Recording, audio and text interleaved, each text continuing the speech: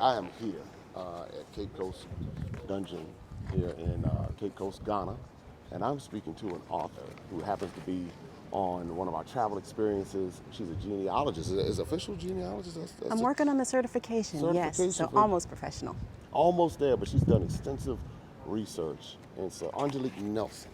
Yes. Yes, and let's talk about your book here because it's called Father Culture, and it's helping us to understand the importance of genealogy. And so just bring us into your journey and why it's so important. Okay, thank you, Jay. So let me back up a little bit. What got me into genealogy was the fact that my parents were divorced, so I didn't really know my father's side of the family. Then my mother married a man in the military, so we left extended relatives, all that. I lived in a million different places around the world, but I was not close to my extended family. And so I think that's what sort of pushed me into genealogy, was not knowing the recent relatives, but so I sort of went back to the ancestors.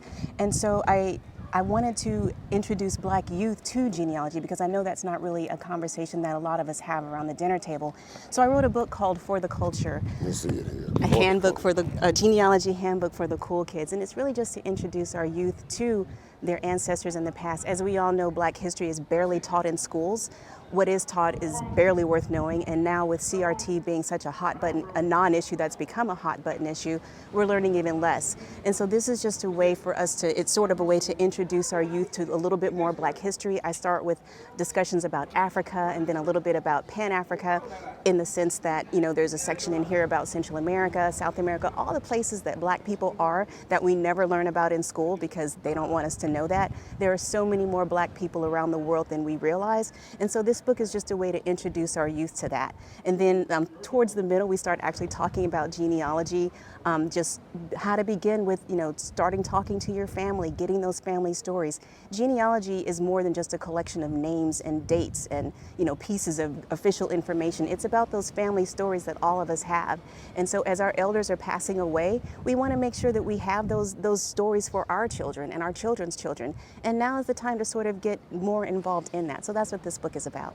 It sounds like a fascinating resource, and what I'm realizing, and one of the reasons why we have these travel experiences is because people seeing for themselves and learning and stepping outside of these educational systems that are designed to keep us with a limited amount of information, which creates a particular mentality. Exactly. How have you experienced that? Because something inspired this. I mean, you know, obviously, like you said, your journey and your upbringing, but then to put the amount of work that you put into it, this is an extensive resource. This is not just a little manual you just kind of glimpse at. I mean, it's really, really thorough. I saw names in there I was surprised to see. I was like, wow, you put your heart and soul into it. This is a labor of love, just so you know. But give us a little bit more insight into why you put this much effort into it. Well, really, it's because I started a nonprofit called the Majani Project, and the goal of that nonprofit was to introduce Black youth to genealogy, sort of like from the school district level. But then as I was looking around online and in different bookstores, I could never find any materials that were written specifically for Black youth from a culturally Black perspective. I spent a lot of time online looking for that, and I couldn't find it. So then I thought, well, I'll just do it myself. My background is as a historian. That's what my degrees are in. That was what my former career was. And so it wasn't, doing research was kind of second nature to me anyway. So when I decided to write a book, you know, to introduce our Black youth to genealogy, I mean, the words, honestly, they kind of came through me. It felt like really I was sort of being inspired by the ancestors. I will say this too, that a lot of hearing Africans here in Ghana talk about African history has just been incredible, because a lot of the stuff that they were saying was actually already in this book. So it really felt like it was organic, and it kind of came from the ancestors. But that was I guess the basis was just not finding anything available for our Black youth. And, you know, yes, there are books that introduce kids to, or young people to genealogy, but there was nothing specifically for us or by us. And so that's what this is just an introduction to, for us, it's got 1 million pictures in it. Jay looked through it, he saw all the pictures. I did. Because I know that, you know, our youth are visual, and so I wanted to have something that really would appeal to them.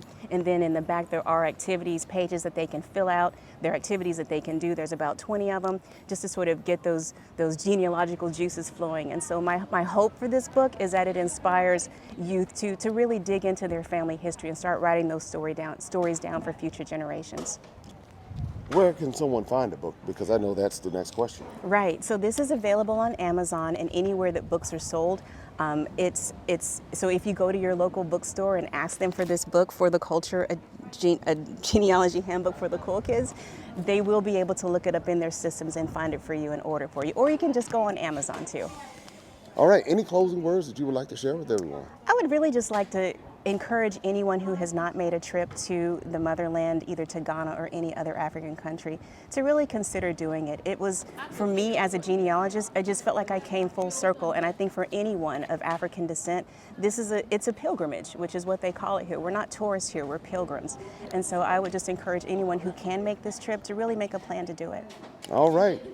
Author Aungelic Nelson here on Maximum Impact with Jay Cameron. You know, make sure you pick this book up, add it to your library, because guess what? If we don't educate our children, who will? And so now here's another resource. I looked through the book. I'm telling you, when I saw some of the pictures and faces, it inspired me, and that's why I wanted to make sure we had this interview. So you know what to do.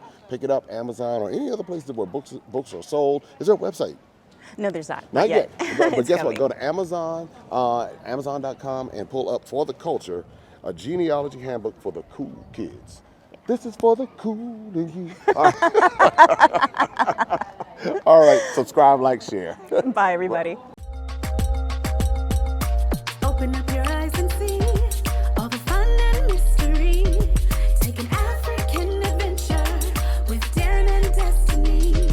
From the mountains to the shore, so many things to explore. Take an African adventure with Darren and Destiny. The Adventures of Darren and Destiny. And Darren and Destiny are twin brother and sister, and you go on their adventures throughout the African diaspora, meaning so African diaspora destinations, primarily focused in Africa, but we go to South America, we're going to go to the Caribbean. Their first book is going to take you to Ghana, and then we're going to go on a safari, and from there we're going to go to Ethiopia, and then we go to Salvador, Brazil. And what the goal is to be able to inspire curiosity in the continent of Africa, in our children from a very young age, and to really tell a more accurate story. Most of our children are exposed to negative images, late night infomercials about how bad things are, everybody's sick, everybody's poor, everyone's uneducated, but that's simply not true. So what Darren and Destiny and their family do is they go to different African destinations. They are learning about these different places. You're beginning to see positive images, but still telling the truth. I mean, that's the important thing, to tell the truth about some of the things that have occurred. But it's all done on our children's level so they begin to understand it. And it begins to pique their curiosity. They begin to learn more.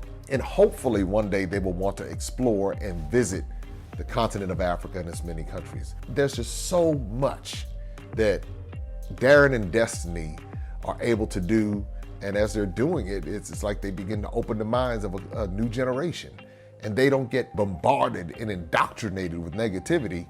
They're actually able to see positivity and inspiring images and messages about the African diaspora, as well as those who are still indigenous to the continent of Africa, and they begin to learn more and just see things differently. So I'm excited about introducing The Adventures of Darren and Destiny.